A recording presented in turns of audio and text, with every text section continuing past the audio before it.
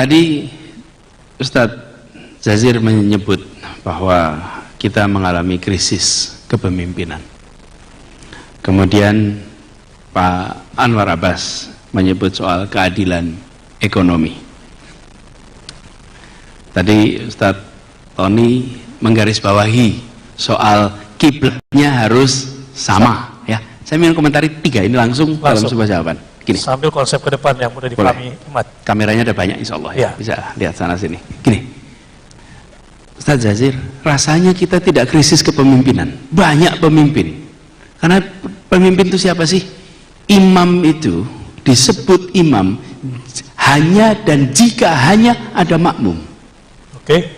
Kalau dia berdiri sholat sendirian, tidak bisa imam. Begitu ada satu orang ikut, maka dia langsung disebut imam. Pemimpin itu syaratnya diikuti secara sukarela. Yang kita krisis itu adalah pemegang otoritas. Banyak pemimpin tapi tidak punya otoritas untuk tanda tangan. Tidak punya. Pemimpinnya banyak. Kenapa? Diikuti sukarela. Anda disebut pemimpin jika kata-kata Anda, perbuatan Anda diikuti secara sukarela, maka Anda adalah pemimpin. Tapi pemegang otoritas, dialah yang punya hak untuk tanda tangan. Untuk tanda tangan apa? Alokasi sumber daya. Nah, ini yang nomor kedua nih. Alokasi sumber daya. Alokasi sumber daya. Jadi ketika tadi kita berbicara yang besar biar besar, yang kecil dibesarkan, maka kita membutuhkan pemegang otoritas yang sumber dayanya dipakai untuk membela yang kecil, mengangkat yang di bawah, memberikan kesempatan kepada yang di bawah. Lah untuk apa Anda diberikan kesempatan tanda tangan jika tanda tangan yang Anda miliki itu tidak dipakai untuk janji konstitusi kita, melindungi, memajukan kesejahteraan umum, mencerdaskan.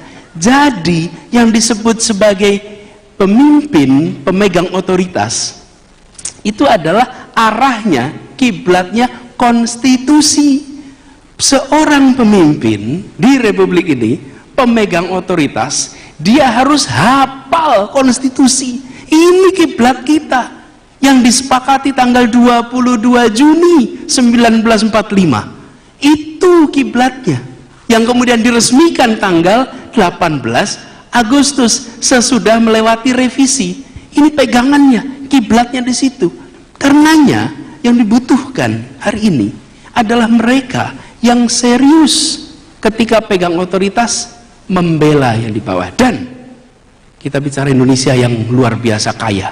Saya sering dibilang, Ustadz Bahdan Nasir, Indonesia itu keunggulannya karena bineka. Saya bilang bineka di Indonesia ini bukan barang aneh. Ya. Keunikan kita itu bukan pada kebinekaannya saja. Ya. Tiongkok bineka, Afghanistan bineka, India bineka. Perbedaan kita dibandingkan yang lainnya adalah di sini ada kebinekaan, tapi di sini pula ada persatuan. Itu keunikan kita, persatuannya, bersatunya. Kalau banyaknya keragaman, banyak tempat lain, tapi tidak bersatu.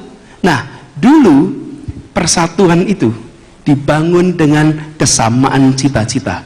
Tadi disampaikan oleh Bung Fadlizon, kesamaan cita-cita, imagine society. Hari ini persatuan itu dibangun dengan kesetaraan kesempatan di semua bidang, utamanya di ekonomi. Kesetaraan, karena itu ketimpangan dibereskan. Ingin mempertahankan persatuan Indonesia, maka bereskan ketimpangan. Tidak mungkin membangun persatuan, menjaga persatuan dalam ketimpangan. Karena itu pemegang otoritas hari ini dan ke depan adalah pemegang otoritas yang membereskan ketimpangan menggunakan tanda tangan yang dititipkan kepada tangannya. Disitulah pemimpinan dibutuhkan untuk Indonesia ke depan. Interupsi sedikit. Penting sekali yang kita bicarakan tadi itu gagasan, tapi ujungnya kerja. Karena itu saya selalu mengatakan gagasan, narasi, kerja. Kata-kata penting sehingga dia menjadi pegangan. Ya. Apa yang ke depan? Jelas keberpihakannya. Seorang pemimpin harus secara sadar memutuskan saya berpihak untuk kepentingan apa di dalam masyarakat ini. Kiblatnya konstitusi. Tapi kalau kita lihat ketimpangan, misalnya maka saya harus secara serius mengangkat mereka yang hari ini miskin, harus mengangkat mereka hari ini tak berpendidikan. Konsentrasikan mengangkat itu. Yang lain berikan kesempatan, jangan dipersulit, biarkan maju, maka di situ insya Allah akan ada kesetaraan dan ada